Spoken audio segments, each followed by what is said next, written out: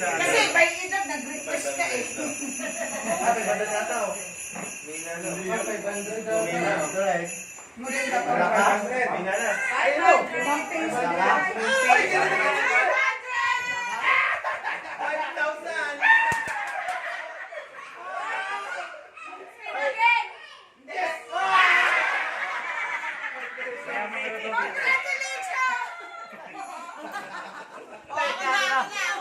Dati, ito po, mas maganda pag iniikot. Swerte ka doon eh.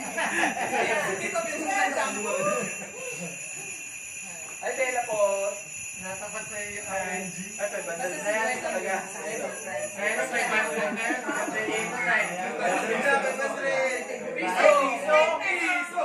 Piso! Ako yan! Piso! Piso!